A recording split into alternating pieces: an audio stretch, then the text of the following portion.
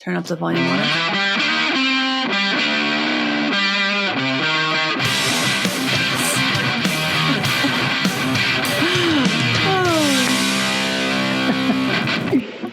Welcome to the Get Offset podcast. My name is Emily. And I'm Joan of Heart. And you might know Jo from her stellar demos. She's done a few. So far, I think 2 of the animated ones. Oh, I've done 3 so far, and I'm working on the 4th one. Oh, right. The Ahul. Mm. The Reflector. Reflector?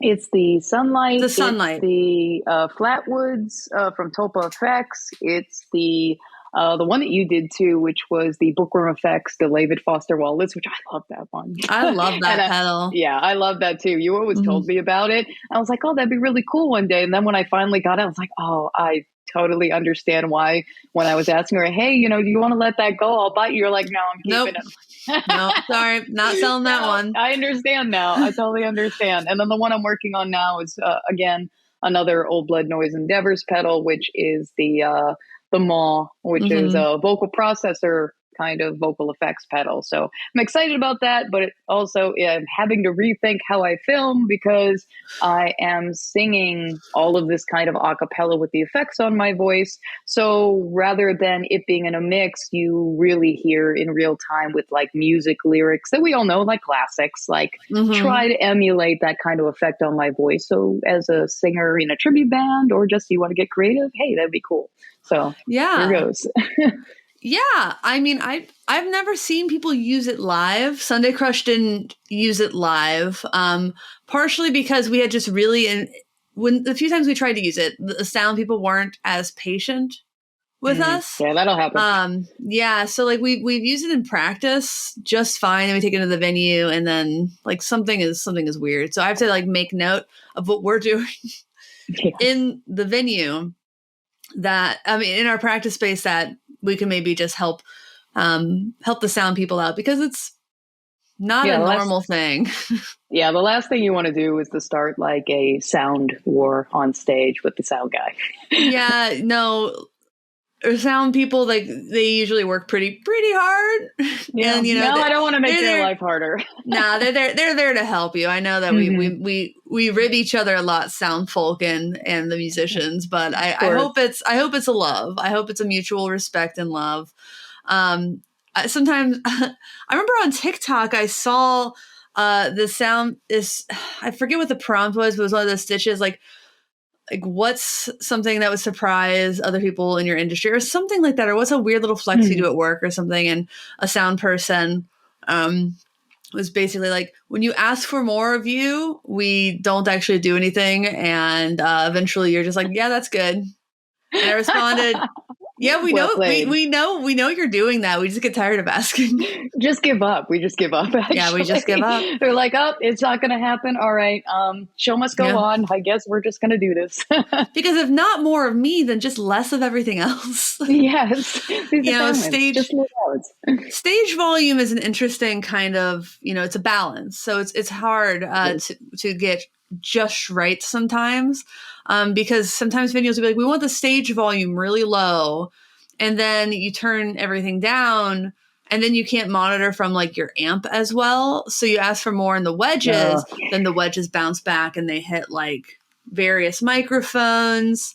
We were when Jeff played a show at the Sunset. It was our homecoming show. At one point, we had no idea why, but it felt like the bass was reverberating through everything else, which wasn't how it was in soundcheck. It was the second gig we played where everything was like aces in soundcheck. Yeah. And then I guess the settings just didn't get saved right.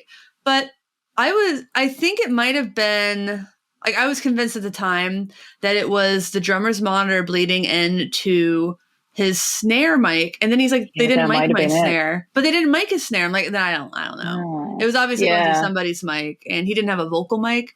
It wouldn't have been going through his kick mic. It was just, it was one of the worst sounds I ever heard. It was just like, whoa. It was not a good sound, but it got fixed. It got fixed. I was like, oh yes, that's another one on the board for in-ear monitors whenever you can. Check. Mm-hmm. because I can get as much bass as I want without affecting, or whatever I want without affecting anything else. Yeah, that sounds great. Mm-hmm. Yeah, I've been looking. I definitely want to look into a pair just because to try to knock out these monitors here when I go condenser, because I always have to, when I at least stream live, I kind of have that problem of mitigating through like a Yeti microphone, which has like a high gain, like squeal. But at the same time, if I use my condenser to talk or do anything, then the monitors start to feedback. And I'm like, I got to find a way around this. Yeah, condenser mics are great in quiet studio environments. Wonderful. And frankly, that's what I'm using right now that you cannot see, dear viewer, because it's going to be off of the side of the crop. But I use a Blue Spark. Wait, no, I don't know. It's a blue. Oh my goodness gracious. I think it's a Spark SL. It's the blackout color of that. Also, I love that Blue Microphones doesn't actually mean the color. It's like it's an acronym. Yeah. But, Yetis are great for plug and play microphones, and they do have some like higher end versions. And I used a Yeti at when the podcast began. Now they also have just great standard XLR mics that they don't promote them as much as they used to, but I feel like they're kind of sleepers. I like this one. Viewer, let me know if you like this one. But yeah, any feedback. Yeah. Anything out of these monitors gets picked up in that, and the condenser will pick up everything. Like the cat will be prancing down the stairs, and it'll pick up that. Oh yeah, I had this the window down here open, and I feel like you could hear the Traeger upstairs because I'm not going to talk about too much, but we're smoking a brisket. I have my mom in town. Oh, very nice. So yeah, she wanted to see what Rick's got. And so I was trying to flex those those pitmaster muscles. He's like, it's funny, it's great. The Traeger does all the work. Not sponsored by Traeger. I wish. No, just having I remember when you were talking about all the controls on that, and I was like, oh man, that would be a set it and forget it kind of like cooking scenario with all the temperatures and everything. Hold on, let me set it up on my app. Okay, if only mixing music was this easy. Yes, I wish. Oh my god, dude, do you use any like VST plugins when you're recording and stuff? I think the only kind of plugins I've used is pretty much the UA ones, like the preamp and the compressor going in with recording into Logic. But other than that, I haven't dabbled too much with any of the VSTs. I think the only ones that I have, which was I think from Waves, is the Kramer tape saturation, and I've started to put that on basically the mastering stereo out. On everything. Yeah. And it really does sound nice in stereo, really saturating and widening kind of the spread. So I started to do that. And also it sounds great on group drums. That was probably cool. On that one that I got recently, that was really great. So I immediately noticed that on drums. I was like, oh, yes. Nice. Great. So I'm excited to use that going forward. That's good to know because I just got Easy Drummer 3. Which is also just extremely stupidly easy to use. Nice. I definitely want to ask you about that because I've actually looked into that stuff too. Yeah, it has like a bunch of different kit style. Comes stock with a few different kit styles, a lot of different beats. You can search for different ones. You can like move things around. You can like once you have like your line of MIDI beats, you can even insert like randomization or humanization as well. So it doesn't sound as like sterile as something might sound. But I'm really just learning it. I'm really hoping to record something this weekend, but I don't know if it's gonna like I don't know. I might. Yeah, mom sit down. It might be hard. Yeah. I might should just like demo a fuzz pedal or something that's a little bit more like that'd be fun. Yeah, natural, less editing in post because like capturing the audio from the computer. Thankfully, it's easy to do with my Studio 1810C interface because it has a loopback feature, so I can separately capture. Like I can screen record Studio One, capture that audio. As well as a microphone, but I might, I have this little lav mic, so I might just use that instead, just keep that vocals and the computer audio completely separate. Yeah, I think that's going to be best, at least as far as the mix goes. So obviously you have the the sound of the music you're recording and then your vocals. It's not going to mix, and then you're going to have bleed and that. Yeah. But I just, I got a few virtual instruments. I have the machine. I think it's like Mark II, if not Mark III. But so I've been really playing with virtual instruments and stuff, like virtual drumming. I was doing some virtual drumming, and we hadn't turned off our security system. And down here, I have like a window break sensor in case somebody just breaks the window instead of sliding it open. I was using like a Prince inspired drum kit because of fucking course I have to. Of course you have to. It's like, and just like Prince by it. Yeah. And then I guess like the timbre of like the snare, because I was just going, it set off my whole alarm system, and we're like, what happened? And we pull up the app to see what triggered it. It's like window brake sensor. I'm like, I don't even remember. It was me. Blame it on Prince. Yep, totally. It's his fault. His ghost is going, yeah, baby, I do that. I did that. I blame it on Prince's 3 princes. Yep. Well, I'm so glad to have you here. So everyone knows Andrew is sick, as he's posted about, as he shared on the story.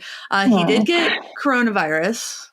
He got the Rona. He got COVID. He's feeling much better today as we were recording this. However, Joe stepped up to guest host with me today for this week's episode. In case anyone's wondering, yes, I was around Andrew, but I'm 5 days out and I've got my 5th negative test. I've been testing every day. Yeah, I'm so glad. Yeah. So, so far, so good. People act like it's absolutely a guarantee if you're around someone who had coronavirus or COVID that you're going to get it. I'm vaxxed, I'm boosted. Obviously that has had at least some benefit. And from what I understand, the longer the incubation period, just the less likely it is you're going to get it, because even if you were like exposed to it enough, that gives the vaccine like the ramp up it needs to kick its ass. So yeah, but you don't know exactly when it exactly happens with infection contagion. So hey, I think the vaccines do their work. Everyone's different, and it's like if it helps you 90% of the time, which I think that's what the rate was, like 93% effectiveness rate. If you're still getting just bombarded with it, that's going to make it less likely. Like it's going to get through at some point. So, I was wearing masks a lot over the weekend when I was around other people, and I didn't get it, and Rick hasn't gotten it. So, it's possible. Good. It's possible. Nothing is foolproof, of course. Yeah, I've never tested positive.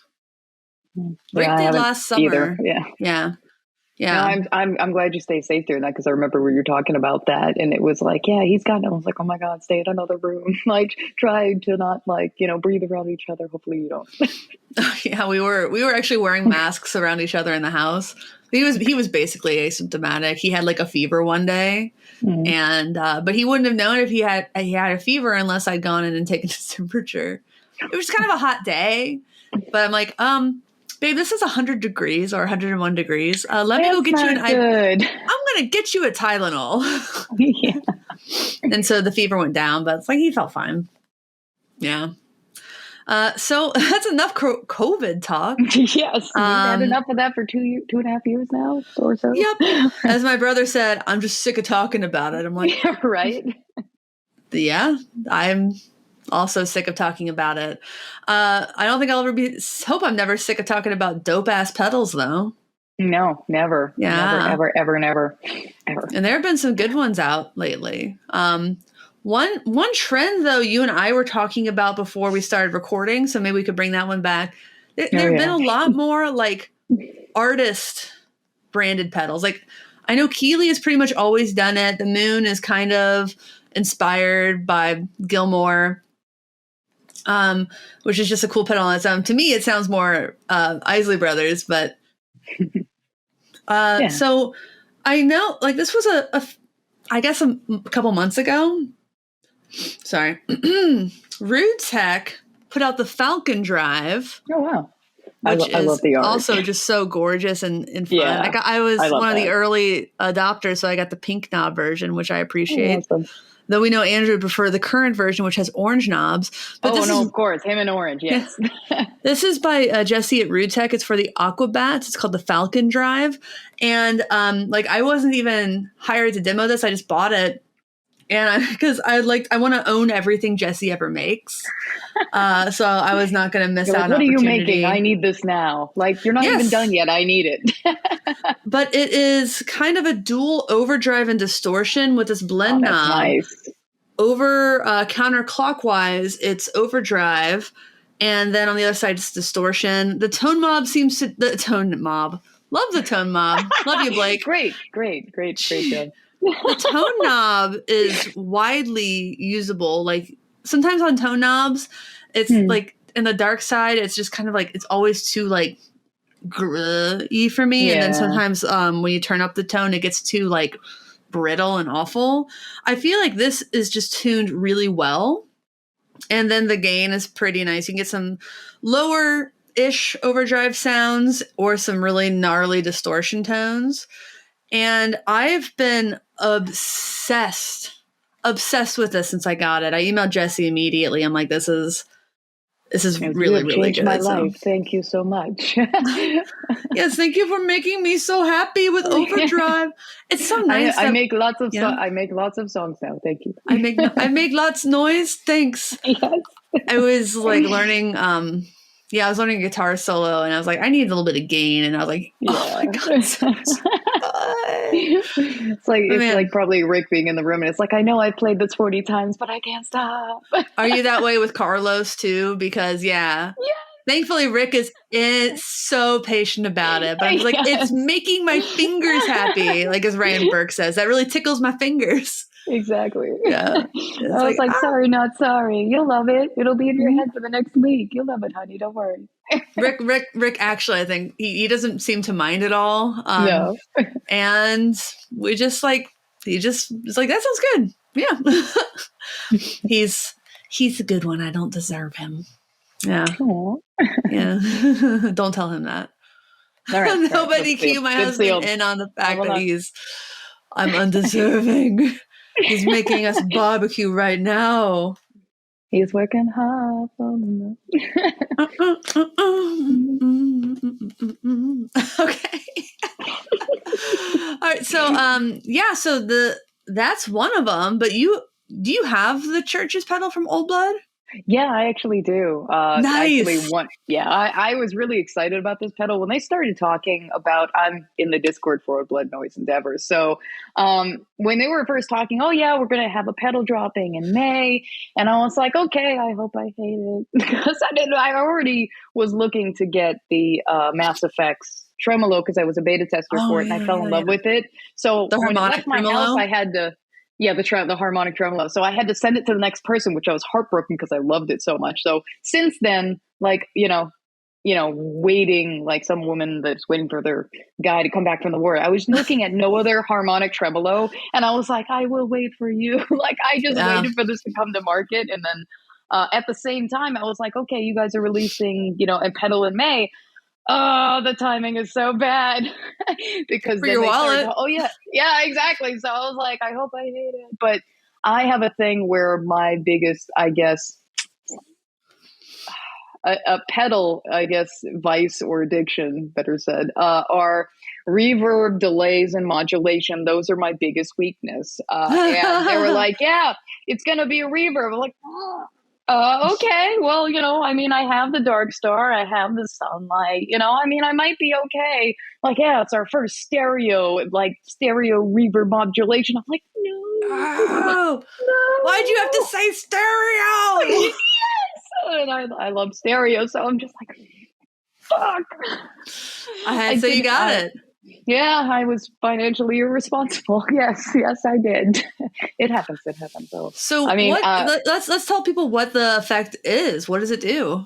There are two sides. There is the screen side and the violence side. The violence is a distortion. It's kind of like its own unique, like original circuit they created with Churches the band. They were Nice. thinking kind of like like a Mod Podge of ideas, where it was like they three transistors, which kind of with each of the diodes add, like basically it adds gain each of the transistors. It really is pretty cool how the more kind of distortion you add, it's really great that you add it to screen, which is like a reverb modulation side. So you also have a switch to go what's first in the order. I love that. Oh yes, it's so good. And I would put the reverb first, I think. Oh yeah. No, yeah. shoegazy. Yeah. Yes, or something like that. Yeah. It's like the Reverb X that was basically, I love a reverb with distortion. I just am a sucker for it. Bookworm has one, the Maltacano, the Pelican Noiseworks Binford had one as one of those modes, and they're just some of the funnest things I think to play with. They're totally the funnest pedals when you have reverb and distortion together. I mean, even the fact that this, it does great in mono, it does the stereo. The cool thing is, I also liked about the violence side is that you can, if you hold both of the foot switches down, it does a stacked distortion. So then you'll have two instead of a, stereo of like modulation and the it's a stereo of. You'll then get stereo like distortion. But if you click on the screen, it then shuts off the stack. So you just basically have to know that you can't do the stacked and the screen at the same time. Okay. It actually is really cool with the screen side the most though. And in the mode 1, it's these thing that it does where the modulation changes the more you change the screen, not like the big knob on it. Like in the lowest setting, you'll get a chorus. Then as you keep going, like 11, 12 o'clock, it's going to start doing a little bit more modulation and adding kind of like a slap back, then like a multi-tap, and then a really long reverb as you get to max. It's kind of like Sunlight, but like controllable Sunlight, because Sunlight is great, but she is kind of like a overwhelming amount of ambient reverb, which is great in some settings. She can be, absolutely. She can be. She can be a freeze pedal. Yes, that was talk about how long it can go on forever. But yeah, and the second mode, which is really great, I loved a lot. When I first started playing it, I just stayed in that mode. It basically goes at a range of short reverb, and then as you turn the screen knob again to max, it starts to blend out the short reverbs and then start to blend in the long reverb. And at its max setting, I can hear the crush of the Dark Star, very similar. So I love how they incorporate a lot of ideas from their other pedals. Yeah. And in this, they do that, but at the same time, it's not like it's making the other pedal useless. No, it's just like, hey, we took this spice from that and we put the spice over there as well. But it's still like, it's still really good over here, but just like, we just want a taste, No, of course. Like I've noticed with people, even on the Old Blood Noise Endeavors Discord, a lot of them like to buy double of the same pedal. And I didn't understand that at first. I was like, well, I have one. I mean, I don't understand why you need like two of Sunlight. And before, when I used from my demo, the first Sunlight, at one point they had a colorway, which was the yellow one, which I have now, the banana smoothie, which I love so much. I'm like, okay, well, I'm going to let go of the original pink one. But hey, before I send this off to a friend, because we did a trade, let me see what they were talking about with these stacked two Sunlights together. Yeah. I understand now. I will never So say, it was stacked in series, not in parallel. I did it stacked, next to each other, and then I also had the Cooper Effects signal selector, and then I had them in parallel too. And I was just like, oh my god, this is so good. Well, I guess you're going to your new house now. At least I know what that's like. That's awesome. I love that. I love it. And I love that there's such these two pedals especially are such thoughtful. They're thoughtful, they're unique. Yeah. They're not boring. And they're also not like signature models for extremely well-known bands. Like Aquabat's famous. Obviously, Churches has had a lot of airplay on like college radio and stuff. And like I've only really listened to the first Churches record, but I love it. I think it's so great and inventive and cool, just cool sounding. Yeah. And that they are getting bands of that caliber who are just, doing unique and fun stuff are deemed worthy of having signature pedals, even though they're not, virtuosos like Daniel Donato. Like he has a bunch of, or Yvette Young, who both have, I love you. I don't know if they're, I guess Daniel Donato does have a phaser, specifically his from Keeley, if I'm remembering correctly. Yvette's had some like custom colorways, like the Z-Vex Instant Lo-Fi, Instant Lo-Fi Junkie has her own colorway on that one. A Sarah Lipstick Loomer. They've had a release on that. Keeley does great with doing lots of like special art for artists. But like having bands, especially a female fronted band like Churches with a signature pedal, really, really cool. No, it's great. And on their album that they use this pedal on, I would say if you really want a taste of what that pedal sounds like, the first track, I think it's Asking for a Friend. If you listen to that track on the synths, like it's there, you can hear it. That's the pedal. This whole album, it's written with this pedal. So first track, most apparent, you'll hear all of its goodness. That's really great. Sometimes, they don't end up in time for the pedal. Actually, I know, right? Yeah. They're using it. Well, it's inspired by what I used on the album. That kind of thing happens a lot. But at least I like the change. Yeah. The change that they're doing more of having pedals paired in with albums. The other one that I wanted to bring up was the one that, again, it's an Old Blood Noise kind of thing, but Dan released with his band Planespeak, the Calamity Drive, which is an overdrive. So, I mean, that was another one that they wrote. They basically did a thing where he was writing it. I saw some of his Instagram posts where there was some kind of pedal that was marked up. So I was wondering whether when they were talking about the May pedal, where it was the one, I was like, okay, I don't have to worry about it. So it ended up being not Old Blood Noise, but as the band, they basically passed the pedal around. They got ideas, wrote the album with it that they're going to release. I mean, I think that's kind of cool to like use it as everyone coming up with ideas with something, or like, hey, well, why don't we just release it as something that if someone likes it, what they heard in the album, they too can create those kind of sounds. And that makes it feel less forced. Yeah. Less like marketing. It's like, this is actually a tool that we really used, which I think another reason that the Keeley Artist Series art on their pedals is neat, because it represents, artists who actually use that pedal and not so much like, I found an opportunity to make some extra money by putting my name on slap something. Their name on it, yeah. Not that I'm saying that happens particularly often, but, it's pretty cool. But that reminds me, we didn't talk about this pre-show, but let me see if I can find a Guitar World article, because we're talking about women in guitar. Let me just figure this one out. Jason from Working Class Music sent this to me, and I have no idea where to find it. But essentially, it's elusive. 2 seconds. Signature guitar. Oh, maybe I can spell guitar correctly. It's only a word I've spelled 1,000 times before. Maybe. So, yep, there it is. And let me pull up this other related looking article. So the first article is by Matt Owen. It was published on the 8th.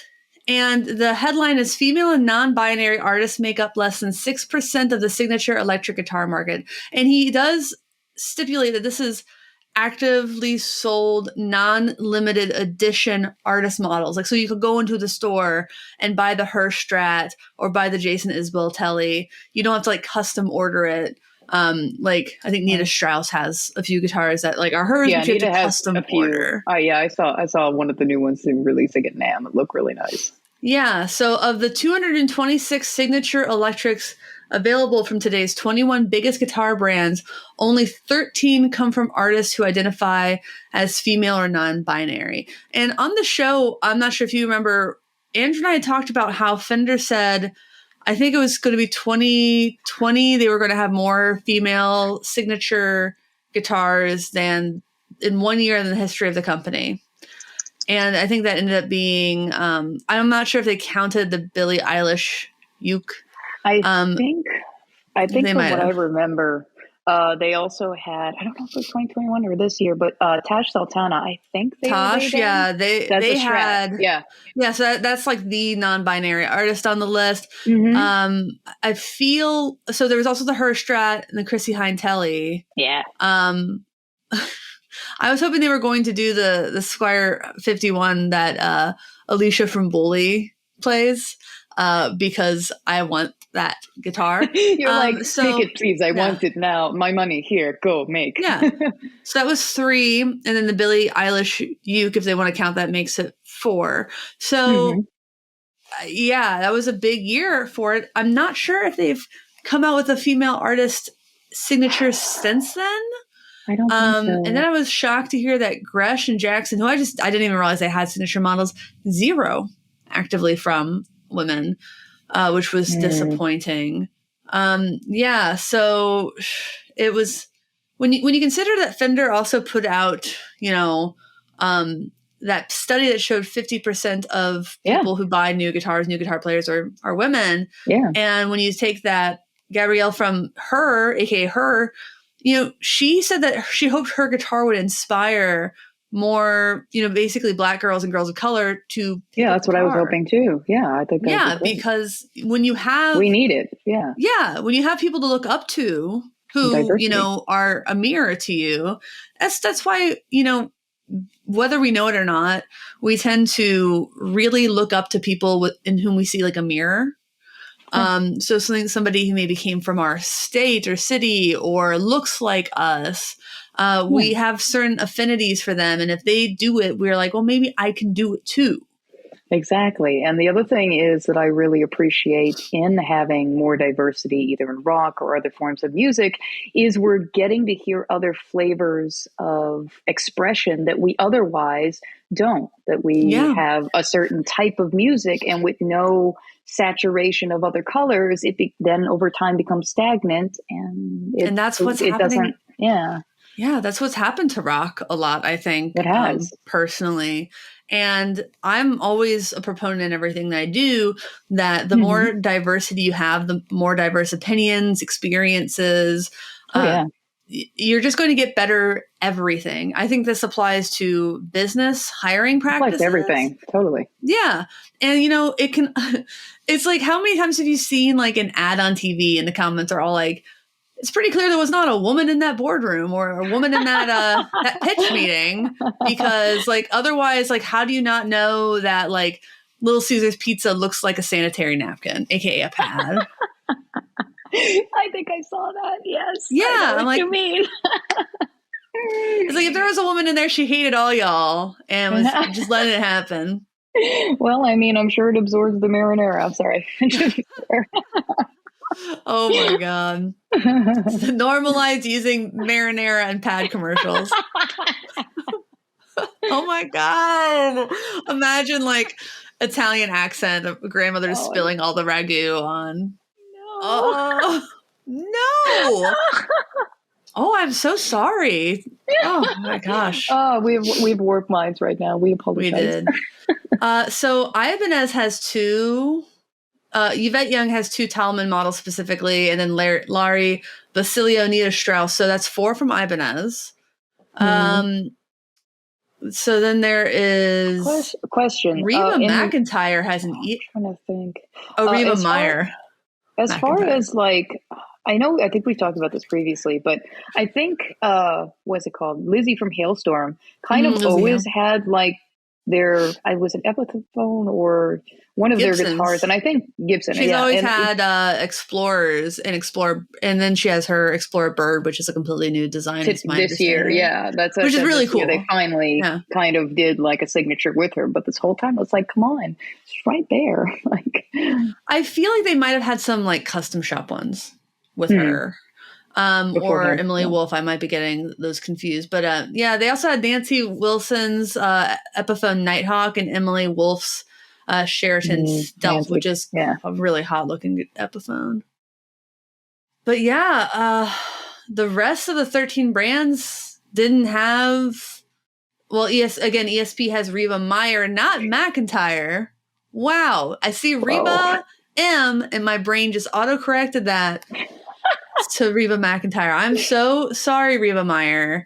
I apologize profusely. Please we just need like a little accept- subtitle. We apologize for this mispronouncing of your name. Yeah, sorry, Reba.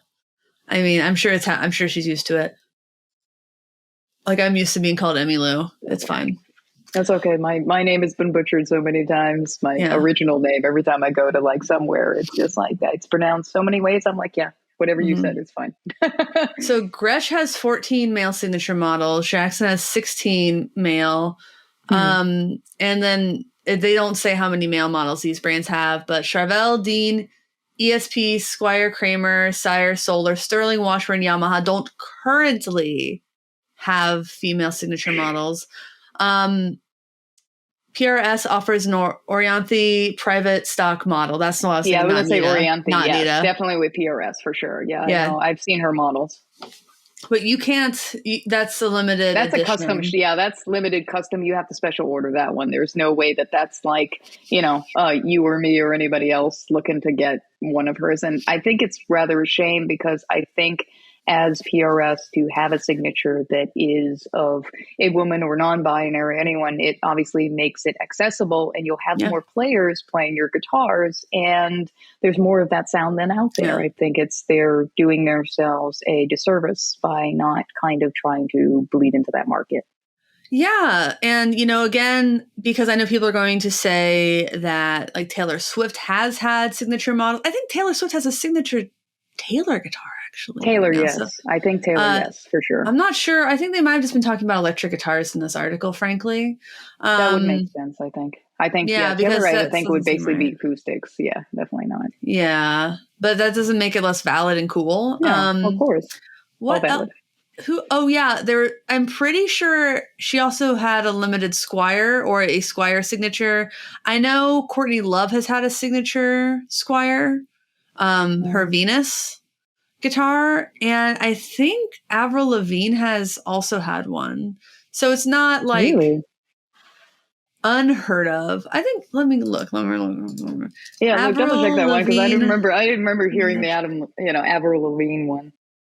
Let's see. Avril Lavigne had a signature Squire. It was a black Squire Telecaster with the checkerboard van-esque checkerboard print on it. It looks like a single humbucker in the bridge. And then it's actually just like, yeah. Then of course Machine Gun Kelly's. I can talk about Machine Gun Kelly today. Let me look up Taylor Swift. I can Google stuff too while I type Joe Rogan. She has currently a signature Baby Taylor acoustic guitar. It's a little cutesy for my taste, but I don't think it's her. It's probably like a GS, one of their small model Taylors. Yeah, it's a Baby Taylor. Yeah, baby. A little Baby Taylor. I feel like that's not her only signature guitar. And let me just confirm Courtney Love. Although Courtney Love definitely had one. Probably for sure. Yeah, it's the Venus. They're actually pretty unique looking. The Squire Venus is a signature series guitar released in '97 and co-designed by Courtney Love. So she and Kurt both made really weird looking Fender and Squire guitars. It's unique. Have you ever seen one? I'm actually looking right now to take a look at what it looks like. Oh wow, yeah, that's really weird. It's a 12 string Squire. Oh, there was 6 or 12 string, the Venus 12. No, there's I'm looking at the 6 string right now, and it's almost the weight is kind of like a really heavy offset kind of look. I can't tell if it's offset or if it's just like a different, the waist is just a different shape like, on one side. That's what I'm thinking. Like, that's what's confusing me. I'm trying to think, like, is it an offset? Is it not? But the weight and the pick guard design make it visually appear like it is. Yeah, it possibly could be. You know, my guess is people looked at them back then, and like in '97, I can't imagine paying $1,000 for a Squire guitar. No, I think the 1997, I'm looking at Reverb right now. So the 1997-98 Surf Green with Gig Bag, they're basically doing like, was it $1,300 with $45 shipping? But it actually looks pretty cool, at least as far as like that color goes with the Is that the 6 string or the 12 string? No, this is a 6 string. Okay. I'm going to calculate to see how much. Oh my God. Inflation is. That can't be. Oh, so that would be like paying $1,800 for a Squire guitar in 1997. I simply can't imagine. Oh God. That's for the 12 string. The 6 string was $699. And so that would be $1,200, which is still like, so it went up. Yeah. Inflation for sure. That's like how much the Jag Stang costs, I think. So the Jag Stang is selling for $1,299. It's like thinking of all like the discontinued guitars, like what you bought them for then, and then seeing how they are now, and we're just like, what? I bought my first guitar in 1999 for $200. Let's do that game. $350. Let's look at the inflation game right now. Like what? So what I paid for my first Squire guitar is about what new Squires cost now. So, moving on up. It's the same price. Value.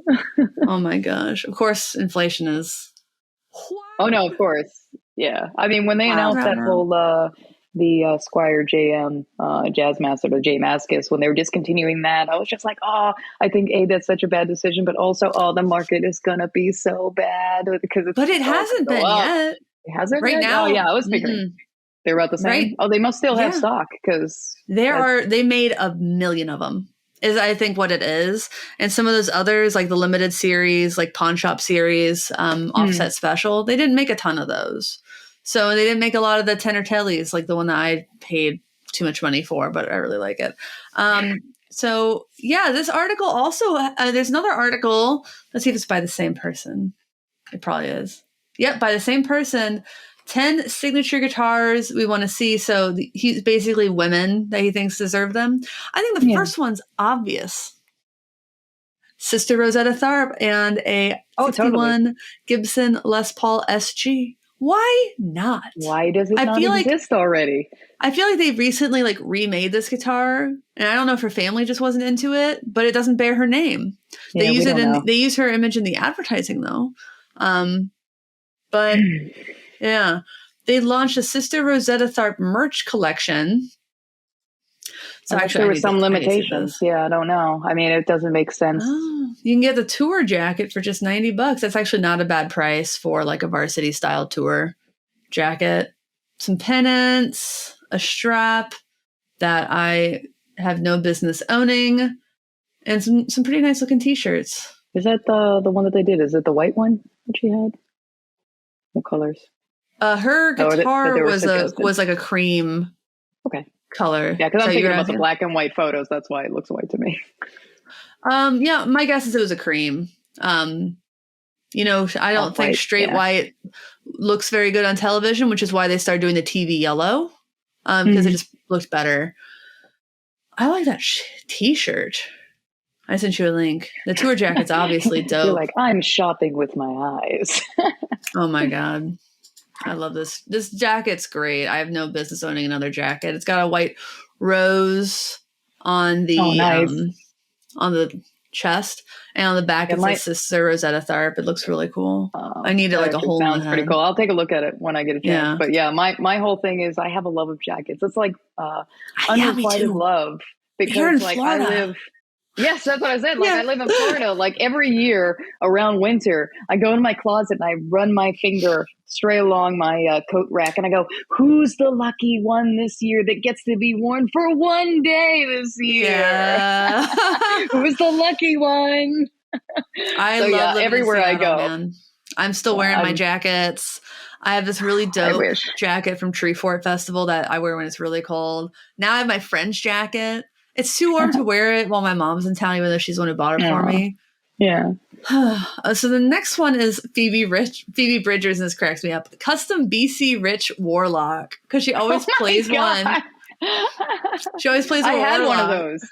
Who didn't? I didn't have one. I wasn't metal enough. I had one, a black one. Yes, I admit, no shame. I had the Warlock, the BC. Yeah.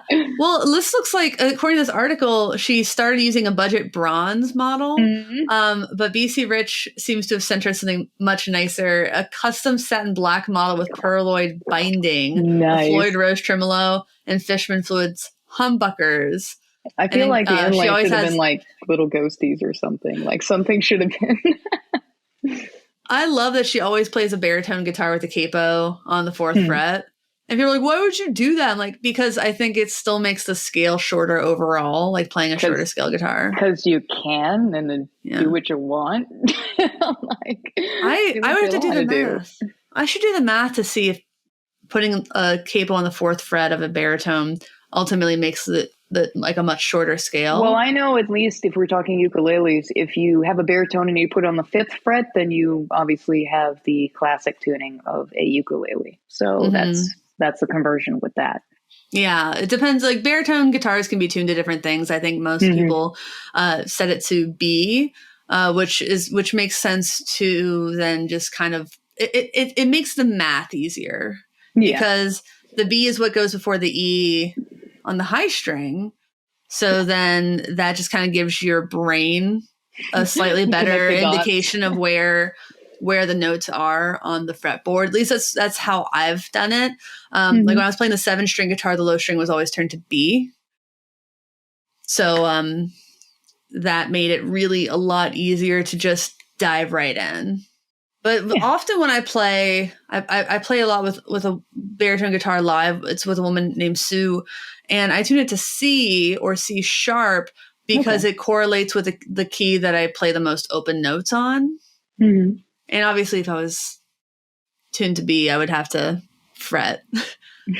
You would, or I'd have to use a capo. Oh no! How could you? How could you do such a thing? Nothing makes me think to myself, you are a terrible, rude guitarist. Or like you're taking yourself, you're removing a tool that could make your life easier for no reason than when you bitch about someone using a capo. No, like when I was in an acoustic band, we were doing kind of cover originals. So it was like rock or like punk music, but making them like slowed down acoustic versions.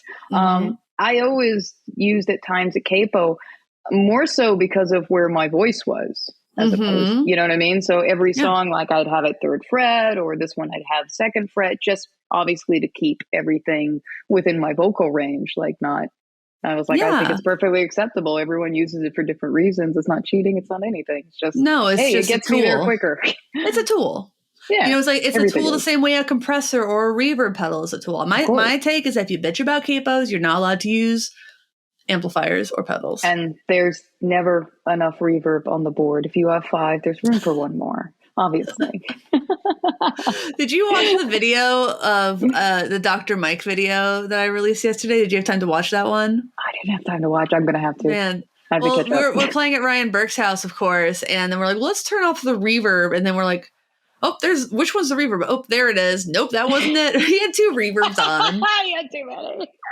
Like, whoa. All right. So the third one here is Melanie Faye, who's a phenomenal player. Custom Kessel? I've never heard that word said out loud. She's a phenomenal young guitarist. I think she's based out of Nashville.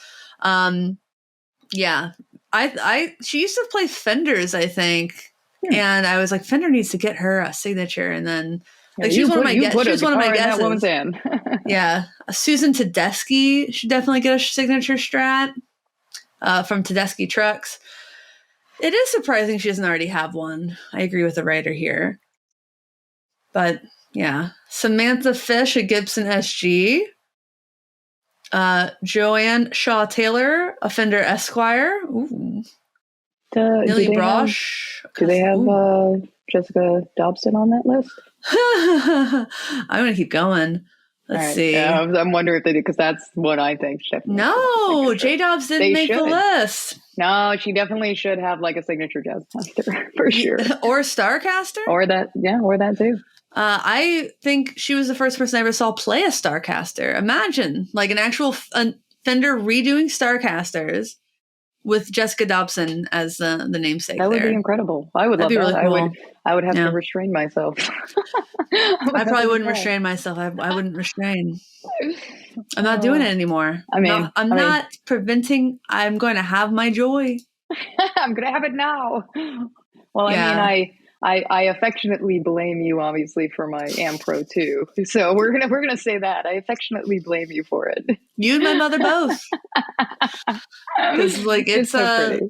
I love that guitar. I love that too. Like it's amazing. I don't use it as much.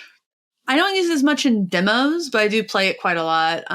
It's like I wear so much dark clothing. I want to wear a more contrasting kind of guitar. Usually I wear a lot of black, here I am wearing black again. And most of the time. And like when I do kind of like the demos and stuff, I always wear lighter colors, which is counter what typically is me. So like blues, purples and things like that. And whatever, like dressed up for like the house band segment, it's always colors to like offset the darker guitar, at least so that it pops as opposed to my wearing black. You're styling in a lot of those videos. No, they're all different. They're all different musicians, so I kind of have to play up some of the stereotypes there. I love that. So if people aren't already following you, can you tell them where they can find you? Yeah, you can find me in a few places. You can find me on Instagram, which mostly I post on for the most part. It is I am Joan of Heart. And then on TikTok, it's just Joan of Heart. Those videos I post there as well. And of course, Pedal Playhouse is the main YouTube channel in which you can check out, where I animate pedal art to talk to me. It comes to life. We go through all the settings, have fun, and then it all ends in kind of like an ensemble band, house band, like music, they blow my mind. I can't imagine how much time they take. No, it's incredible. Animating the pedals, the order on the pedal. It takes a lot of work, and it's all me. Like I'm doing everything. I do the voice acting of the character. I do the recording of all the music, obviously all the background, half of researching what goes into it. I even asked the builders, okay, what's in the enclosure? Like, I'm one of these people that's kind of like a sponge. I mean, probably might not, I'm not going to say never. I may not build a pedal, but I have this huge curiosity to know everything about things, just that innate curiosity to like know as much as possible, and I'm excited and fascinated by things, so I usually let that be my guide. And I figure there's other people out there too that would like to know some of this stuff. It's fun. Totally. I myself, I like to know enough, but I'm always part of me wants to maintain a little bit of mystery with some things. But the more I do, the more I'm like, okay, I have to learn this stuff.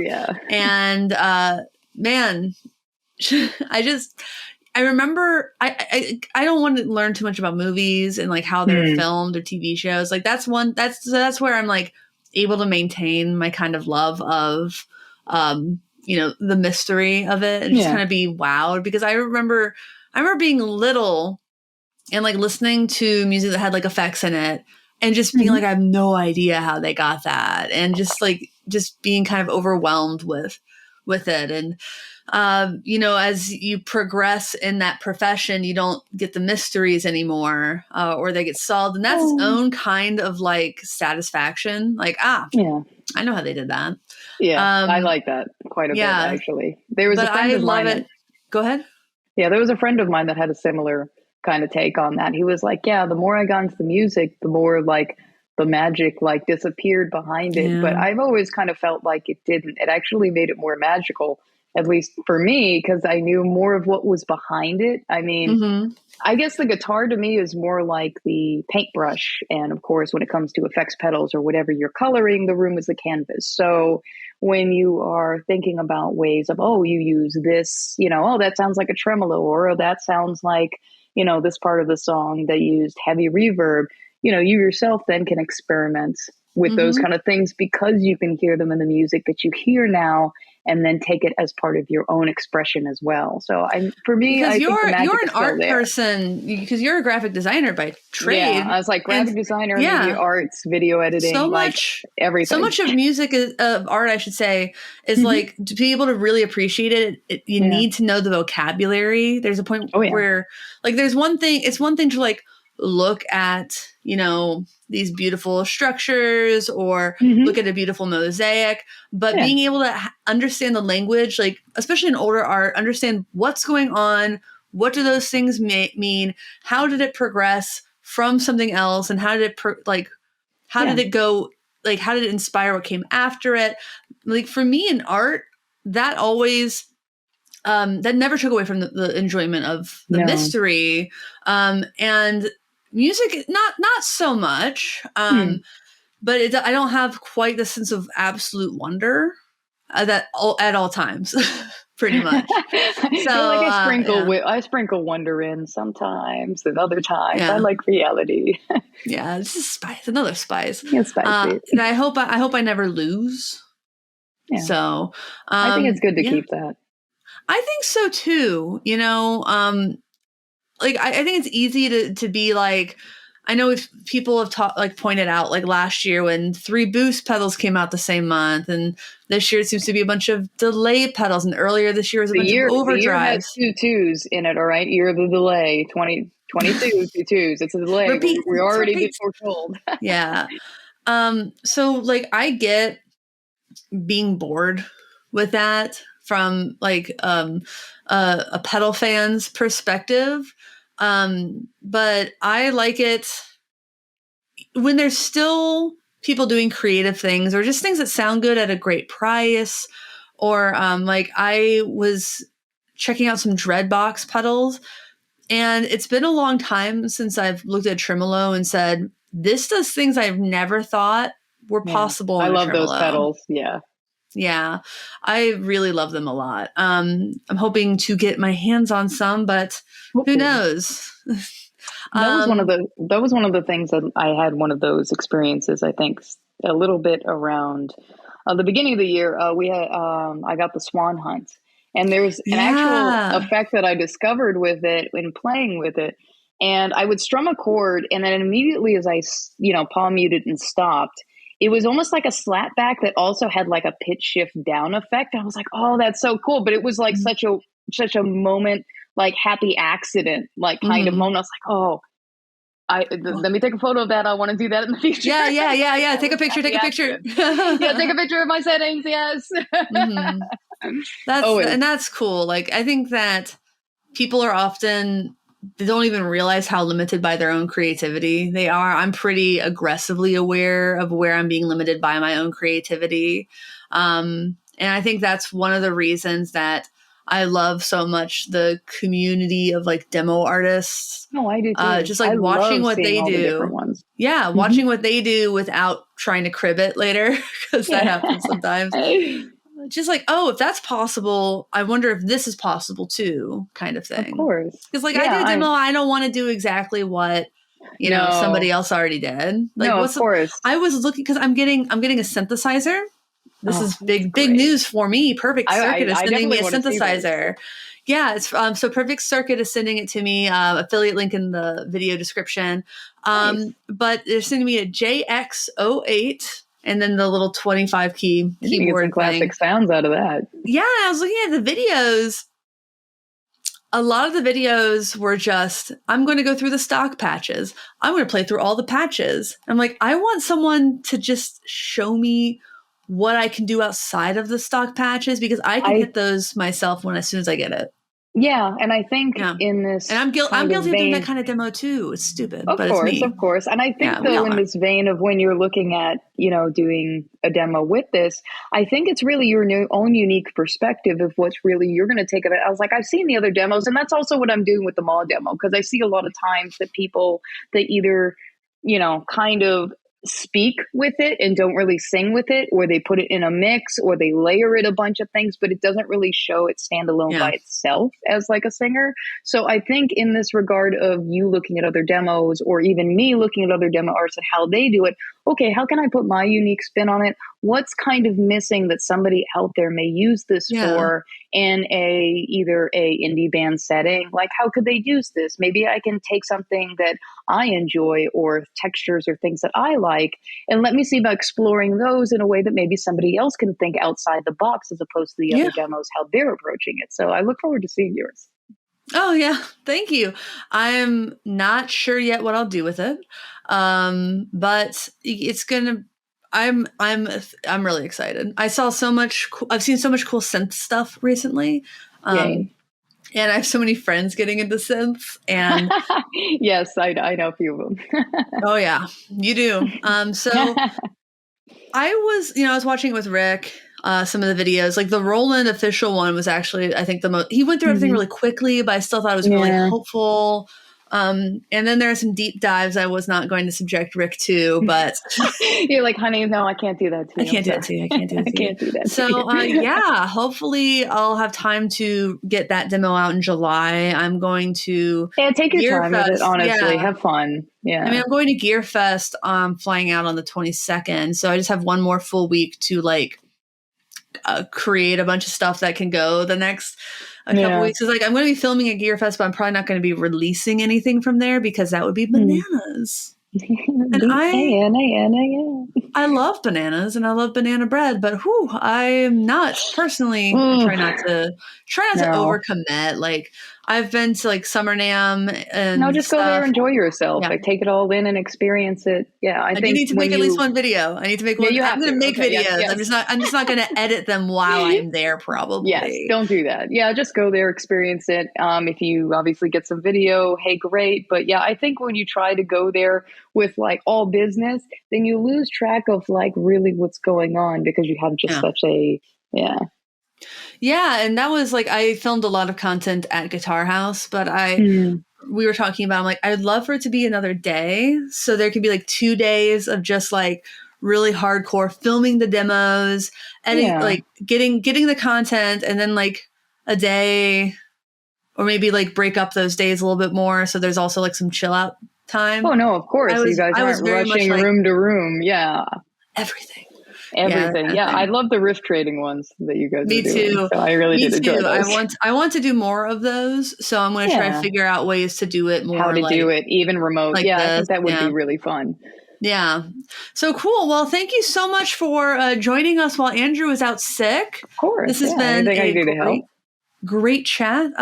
If you all like Joe, I really recommend checking out Pedal Playhouse, a playhouse of pedals. Thank you. And check out our music too on Bandcamp and stuff. But yeah, that's all I have. Please consider supporting us on Patreon. Joe's actually a Patreon supporter herself. OG. And look what it got her on the podcast. So we at $5 a month, you get access to our exclusive Discord server. There's wonderful people there. I love them all. Yeah, it's a really good one. It's a good one. I like them. I love them all very much as well. So we also have merch at getallsetpodcast.com/shop, I think. But my favorite way to support the channel is to like, comment, and subscribe. Other than using our affiliate links, of course. Those are important. Very important. They are important. I love everyone who's ever used it. Thank you if you've ever used it. But that's all I've got. Thanks for watching. Thanks for understanding. Listening. Thanks for understanding. Until next time, my name is Emily. I'm Joan of Heart. Goodbye. Bye-bye.